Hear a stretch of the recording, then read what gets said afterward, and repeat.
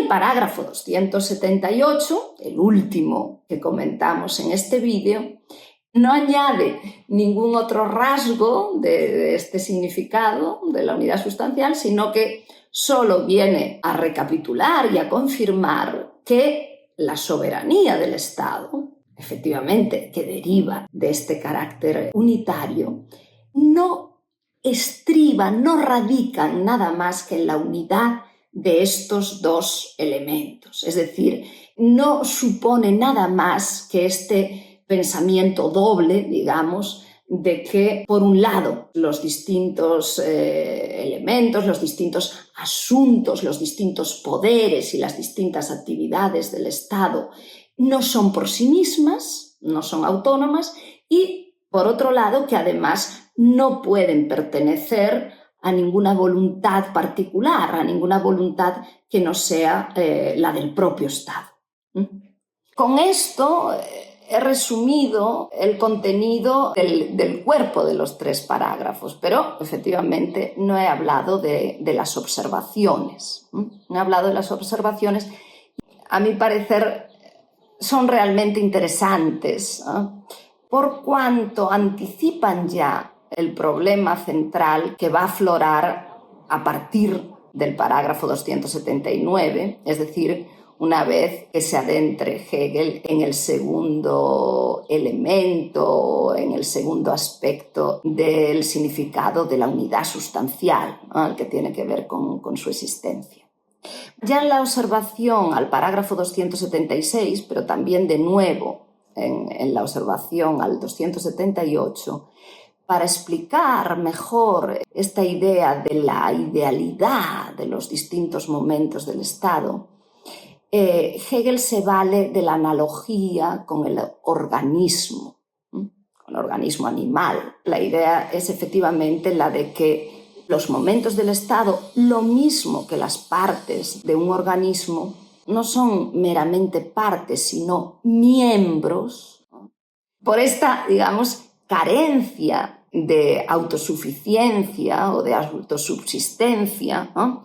O por este, dicho positivamente, por este ser solamente en relación al todo o ser solamente en la medida en que obedecen al fin del todo. Y Hegel lo dice literalmente, utiliza esta expresión, el fin del todo, ¿no?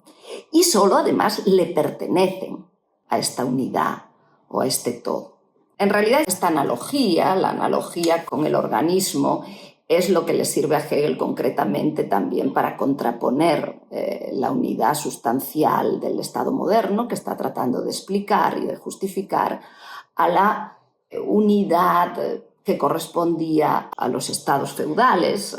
donde las partes, pues los distintos poderes, eran autónomos, por un lado, y además estaban en manos de comunidades particulares, es decir, estaban en manos de voluntades individuales.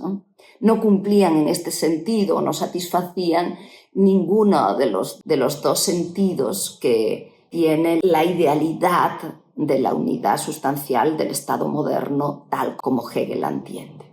Pero más interesante para mí, al menos, más interesante aún de esta observación al parágrafo 278,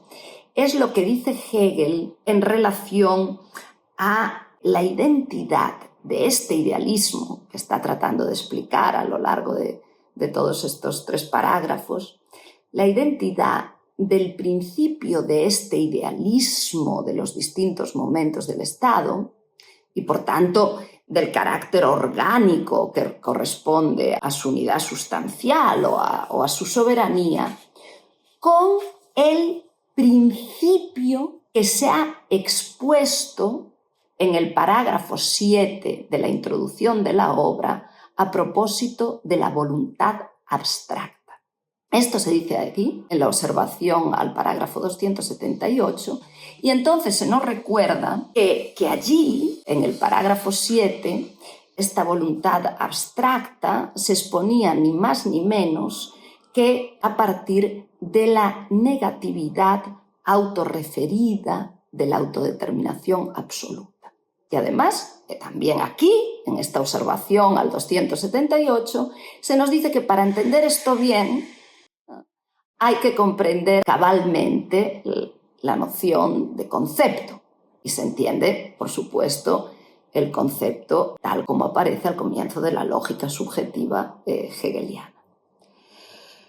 Pues bien, si en este punto, en este lugar, entonces, del 278, volvemos a estos lugares a los que nos remite el propio Hegel y en los que se habla del concepto, del yo, de la autoconciencia y de la autodeterminación como sinónimos, en realidad, si volvemos allí, lo que nos encontramos, o al menos lo que yo me encuentro, es precisamente la indicación de que en este momento de la singularidad o de la individualidad, en este momento entonces en que la universalidad se realiza plenamente,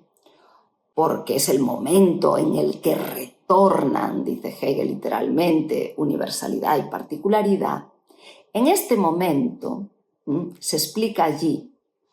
la universalidad y la particularidad no se relacionan en el modo o en el sentido, ¿no?, de que la universalidad se comprometiese o se determinase o se fijase a una determinación particular, a un contenido particular determinado, sino que antes bien el modo en que aquí se relacionan universalidad y particularidad es aquel en el que la universalidad, sin dejar de ser lo que es originariamente, es decir, sin dejar de ser pura negatividad, digamos, actividad de abstracción, de negación o destrucción de cualquier determinación particular, de cualquier contenido particular, sin dejar de ser esto, ella misma se determina. Es decir, ella misma deviene la determinación particular. Es decir, se trata de una relación entre lo universal y lo particular en la que efectivamente en algún sentido se reconcilian, en algún sentido retornan ambas, pero en la que no pierden su relación negativa, en la que la universalidad, por decirlo de otro modo, no deja de ser ese vacío negador, no deja de ser la fuerza que se opone y que niega cualquier contenido positivo, o dicho todavía de otro modo, no abandona su carácter formal en favor de ningún contenido particular, de ningún contenido positivo. Hegel dice ya aquí, que esto es lo más difícil de entender, y uno vuelve al parágrafo 7 para ganar luz y se encuentra con que Hegel ha dicho ya antes que efectivamente este es el paso especulativo y es lo más difícil de comprender, a lo que el entendimiento no llega, etcétera, etcétera. Pero también en esta observación al parágrafo 278, esta explicación tan condensada y tan poco exhaustiva funciona en todo caso, Hegel la obliga a funcionar como la justificación de lo que acaba por decir en la misma observación, es decir, del último párrafo de la observación, en el que se establece la necesidad de distinguir bien este carácter orgánico del Estado o esta idealidad, este no ser de sus distintos momentos, con el despotismo de un Estado. Es decir, esta soberanía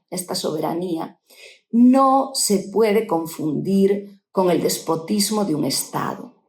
Y la razón que se da es efectivamente la de que el despotismo supone justamente que una particularidad una voluntad particular, se ha elevado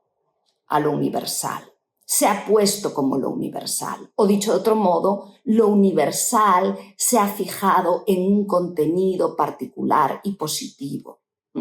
Se ha comprometido con un contenido determinado. Entonces se entiende por qué para Hegel efectivamente esa noción de voluntad abstracta y de negación autorrelacionada y de esa relación de lo universal y lo particular que acabo de explicar es la clave para distinguir la soberanía del Estado que Hegel está proponiendo de una soberanía déspota o totalitaria.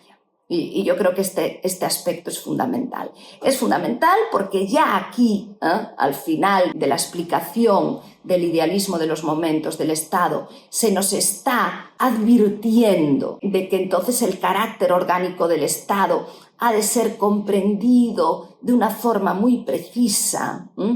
Y en ningún caso la afirmación o la defensa de un Estado totalitario fundamentado en un principio con un contenido, sino que efectivamente se nos está hablando ya, digamos, del carácter formal de esta unidad. ¿Y por qué entonces está abriendo la puerta a lo que viene? A esos parágrafos en los que se hablará de la existencia de esta unidad sustancial como un sujeto personal e individual que, sin embargo, como veremos, está despojado de cualquier contenido propio, como dice Hegel, que solamente es, digamos, el punto sobre el I, que tampoco tiene un contenido determinado y propio. Bien, gracias.